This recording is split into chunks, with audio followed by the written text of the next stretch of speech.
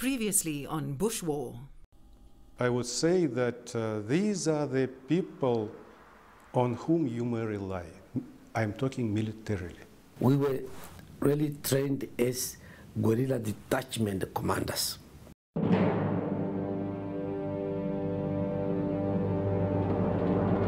Daar's 'n belangrike kuns in hierdie soort van oorlogvoering, en dit is spoorsny en opvolgoperasies. As daar nou 'n patrollie inkom van Swapo, wat in die suide kom skade aanrig, dan is dit gewoonlik dat 'n mens hoor van hulle, of jy kry die skade wat gedoen is, en dan kry jy die spore by die gebied, en dan moet daai spore opgevolg word, en jy moet daai mense tot verantwoording kan roep. En om dit te kan doen, is die gewone opleiding van die gebiedsmagte nie voldoende nie. En moes ons toe die speseenhede, soos byvoorbeeld die spoorsny en opvolgelemente, moes ons skep 'n spesiale opleiding gee om hierdie uit te kan uitvoer.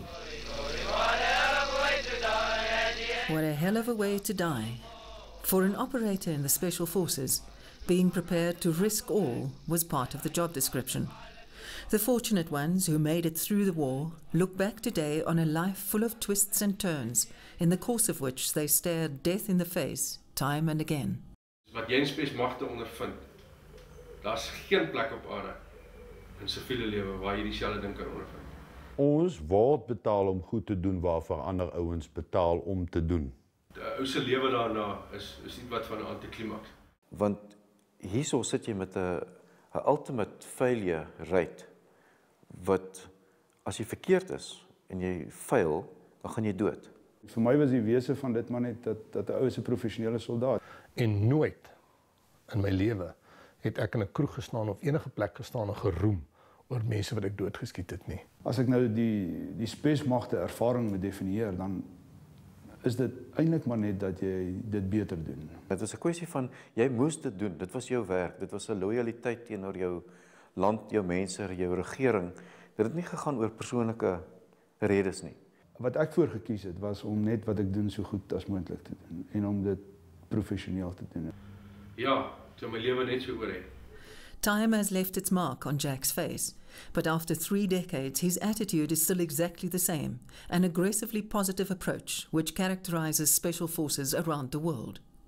Special forces are as old as the history of warfare. Whether the war is attack and defense, conventional or unconventional, special forces always play an important role. Fluid, versatile, formidable, hated by many. An unusual soldier for unusual tasks in unusual places. Daar is seker niks minder aggressief op hierdie aarde as 10 of 12 of 15 spesiale magte soldate wat se wapens reg is op vuur, gereed is om te vuur, wat weet jy kan moeilikheid kom, hulle is op pad in daai rigting. Die ou wat dan 'n skoot aftrek in die rigting van daai groep het moeilikheid. En dit ek moet my eie oog sien 'n paar keer. The South African Reconnaissance Commandos, or Recce's, adopted the approach of the British Special Air Service, or SAS, working in small teams, often deep into enemy territory, collecting information or destroying targets. Noiseless, effective. You only have one chance. It has to be done right the first time. Waar die taak nou ook al gewees het, dan het ons die vermoë gehad om dit te bereik. Het sy per lug, per see of per grond dan. Meeste van ons operasies was buiteland. Ons was tot op die bottom gewees. Special Forces had access to a wide variety of equipment, which was carefully selected for each specific task. Long before the operation, they decided what would be necessary, and they would practice and experiment with different possibilities. After operations, intense post-mortems were held, constantly questioning the value and standard of equipment. Only the best weaponry made the grade. In this way, the most advanced and sophisticated equipment produced by the South African military industry could be tested under extreme circumstances by the top soldiers in the Defence Force. Harde tye, harde manne. Swaar kry, besweet, min eet, honger kry. Orders. Selig. Wapens, ammunisie. During the Cold War, the oceans surrounding southern Africa formed an integral part of the area of conflict. The sea route around the Cape was crucial to Western interests in the southern hemisphere.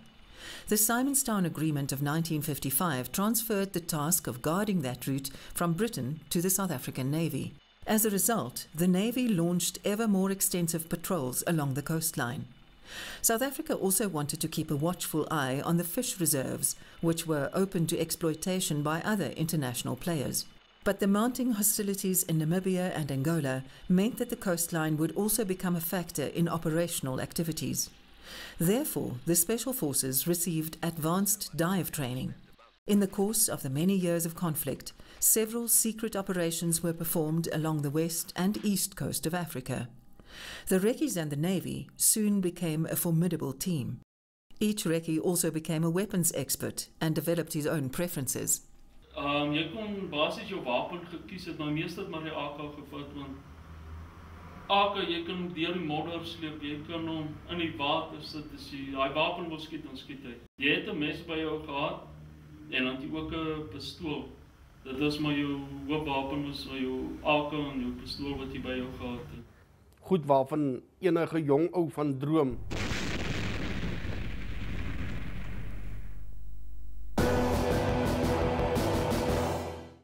Adventure was the dream of every prospective Rekkie, but behind every new adventure lay operational logic. Each one of them remembers a different detail from those days. Die gevluit van 'n Puma helikopter nou is dit blades. So jammer, ek het nog nie die Afrikaanse woord nie. Die gedreun van 'n dek voor 'n mens dalk inspring ensovoorts. Dit ja, dit laat mense hare weer regop staan. Weet jy, daar's 'n ou gesegde wat sê you've never lived until you've nearly died. En ek dink nie dit gaan op 'n stadium in die begin is dit redelike adrenalien, maar later is dit baie meer carefully calculated, want dis hoë risiko's. En ek dink niemand wil doodgaan nie.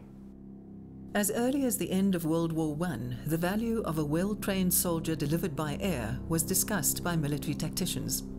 During Hitler's blitzkrieg in Europe at the beginning of World War II, the paratrooper was part of accepted doctrine in at least one modern fighting force. Parabats became the personification of the super infantry used to strike on either side of enemy lines. The strategists soon took the concept one step further: special forces for special tasks. In South Africa, the super soldier became synonymous with the Rekkies. They were volunteers, men who chose to be in the line of fire. Die proses wat spesmagte in elk geval deurgegaan het, was 'n baie in diepte sielkundige kering wat gedoen word om seker te maak dat ons nie daai tipe van persoon wat miskien maklik in deur stres negatief beïnvloed kan word nie, uit die proses uit te haal voordat jy hom kan enigstens blootstel aan goed wat nadelig vir so 'n persoon kan wees. It was the prototypical professional soldier, Jan Breitenbach, who developed the South African Rekkie model. Ek is toe SAS keringskursus gaan doen in Rhodesia, saam met Sea Squadron 22nd SAS. The South African model was based on the British SAS training and its application in Indochina. After his initial training, Jan Breitenbach did a tour of duty in the British Defence Force and took part in operations during the Suez Crisis in Egypt. He returned to South Africa in 1961 and became a paratrooper. Toen in die valschermballon was het ik gezien ons sukkel om die valschermballon vol te krijgen met trooper. Want het is een redelijke taai kust waar je die gaan mensen keer. En toen kon ik zien die valschermballon zo niet eindelijk beantwoord ze doen als een valschermballon. En kijk, een valschermballon is met een infanteriebataillon wat kan springen met valscherms. Maar die valschermsprong gedeelte daarvan is een beetje taai. En toen het ik voor mijn bevelvoerder een skrif voorgelezen en ik doe ons oorslaan naar Special Air Service, SAS. Want dan opweer in klein groepjes achtervijandelijke linies. Met 4 man spannen of 5 man spannen. En je concentreert op sabotatie en dat type van dingen. En dan met de tijd kan je ook gebruikt worden om alle guerrilla-machten op te leiden. Wat achtervijandelijke lijnen kan optreden. For years, Breitenbach argued the case for South Africa's own special forces to an array of top generals. In 1972, his dream came true. Ek self was betrokke by die goedkeuring daarvan, maar dit is ook goedgekeur soos enige ander eenheid wat gestig word deur die minister van verdediging.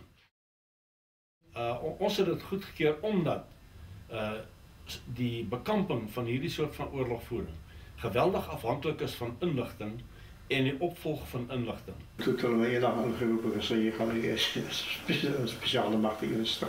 Ons kering was baie streng.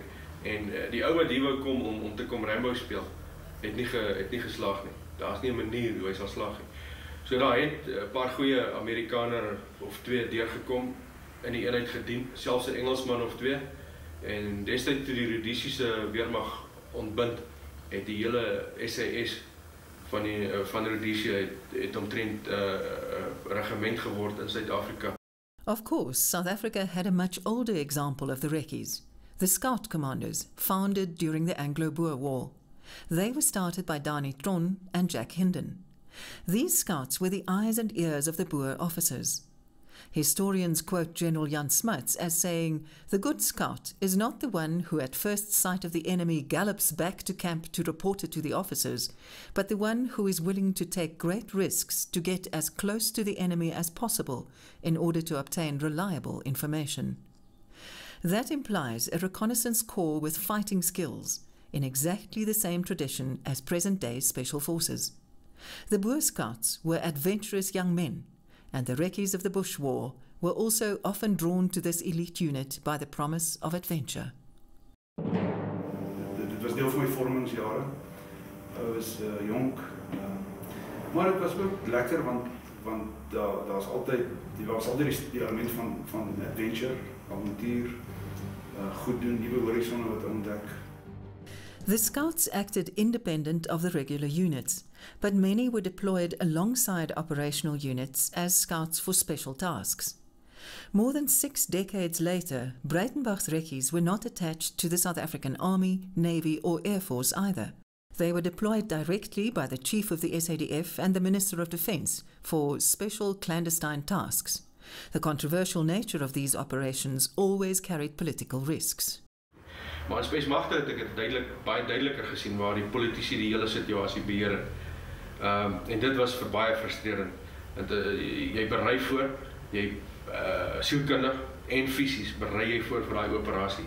Waar alles dit 'n hoër risiko operasie is. Waar jy weet jy gaan die vyand baie hard slaan. Jy berei daarvoor voor intens. En jy begin jouself daarin inleef in die dinge. En dan wag jy. Want tot Botha sê nee, of die ou sê ja, of daai ou sê nee wag, of iets in daai lyn. En dan natuurlik die ergste is as die ding afgestel word, heeltemal afgestel word as gevolg van politieke besluite. Dan word dit vir ons gesê, sorry manne, die politici het besluit nie, hulle sien nie kans vir die ding nie, en dan dit was erg, dit was nogal baie frustrerend geweest. Sabotage operations were the bread and butter of the Boer Scouts. This demolished bridge illustrates one more aspect they had in common with the Bush War Rekkies. Their aim was never to engage the enemy in a traditional firefight. The mission was sabotage, blowing up bridges, destroying logistical lines, and obtaining information. Ons het altyd kontak probeer vermy, omrede jy was op pad met 'n klomp springstof na 'n spoorlyn toe. En jy wou die spoorlyn gaan opblaas. Dit is jou primêre doel. En dit gaan afhang ook aan van die taak, hoeveel mense jy is. Onthou, jy kan nie 2 mense ontplooi en 80 kg springstof daar kry nie. Jy moet nog jou water en jou kos en ammunisie ook dra. The support of scientists and explosive experts like Vernon Joint was often called in. Joint and his team, known as the MacGyvers, made their name with the development of mine-resistant vehicles, which are used again today in Iraq and Afghanistan. Wanneer ons spesmagte gegaan het om goed aan te val, of soos wanneer ons unite opgelei het en ons het aanvrae gekry om spesiale soort van take te doen. Soos met spesmagte moes ons 'n tonnel opblaas in Angola. En hoe breek jy 'n tonnel? Jy weet 'n tonnel deur 'n berg. Nou die manne van een rekkie daar onder in Durban het het na AECI toe gegaan wat die skietwerk en die springstof verskaf vir mense wat spoorwegtunnels in berge inskiet.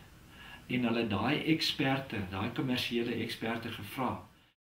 The right amount of explosive had to be delivered to the right place at the right time. Could a Puma carry the load? And how many tons of explosive would be necessary? En die antwoord was 22 ton. Nou 'n Pumakie kan nie 22 ton dra nie. Toe kom hulle weer na ons toe, want ons kry al die snaakse goed, want hulle weet ons dink snaaks.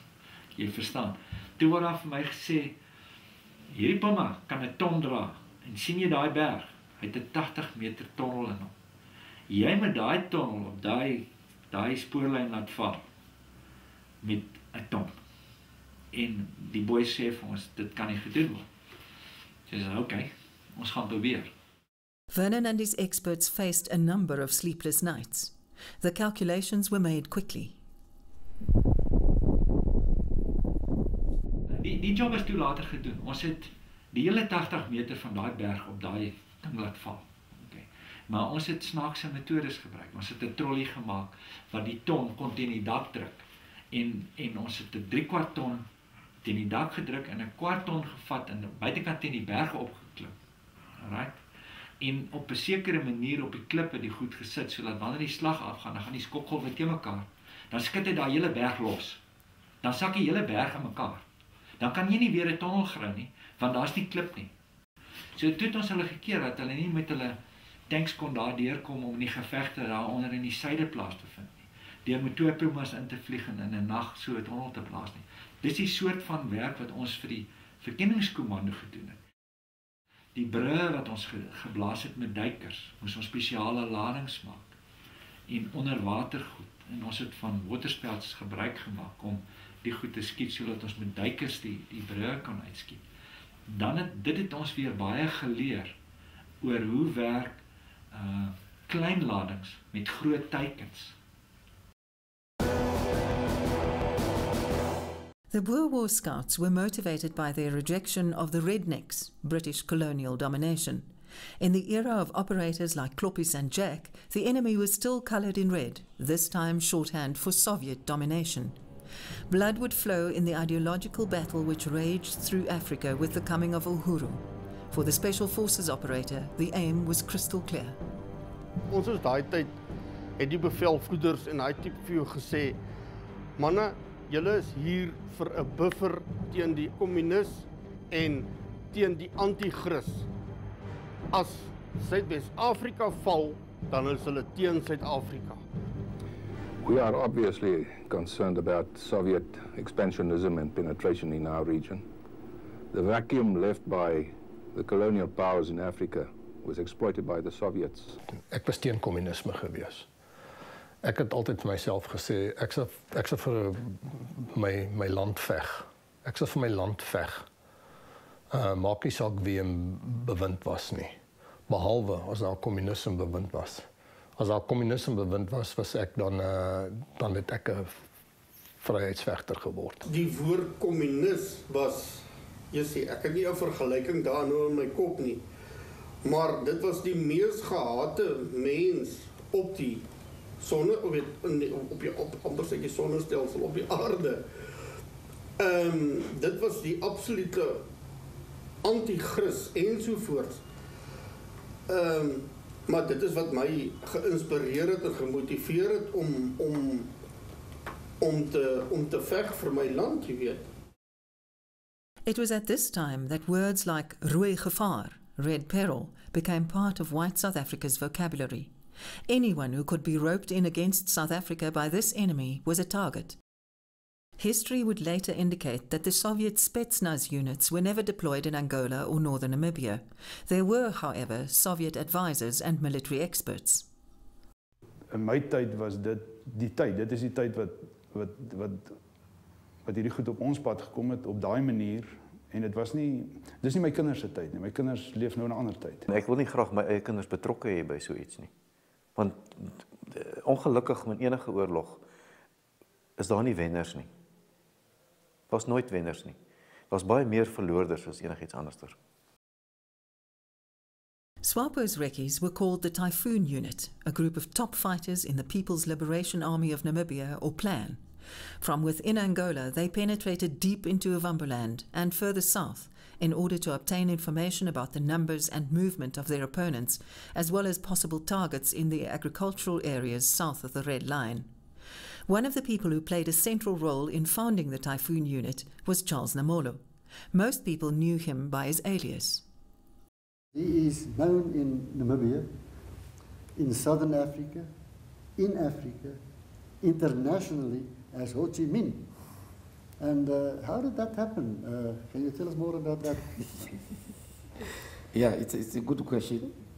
I happened to read the autobiography of Ho Chi Minh, a very simple man, very small, very honest. And I felt that he was very humble,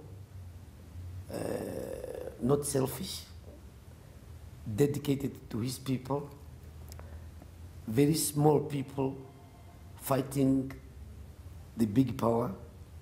And I felt that Ho Chi Minh would be a good combat name for myself.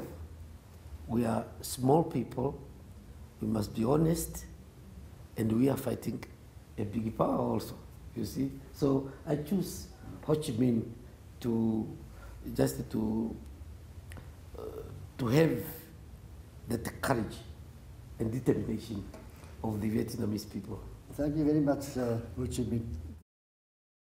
SWAPO's Special Forces Unit, first known as Volcano, was started around 1978. The name was later changed to the Typhoon Unit. Charles Namolo was instrumental in the initiation and training of these special soldiers.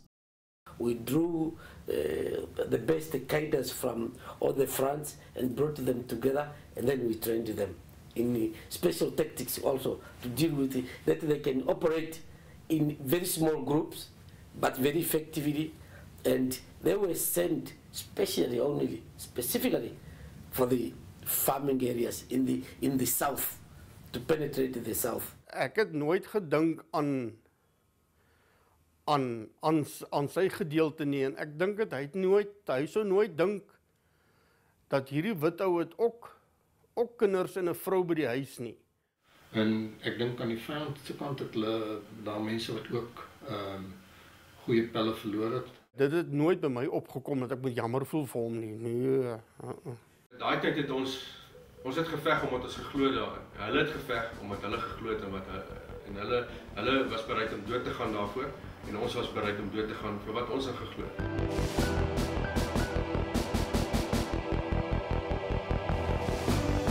Next up on Bush War, the communists are coming.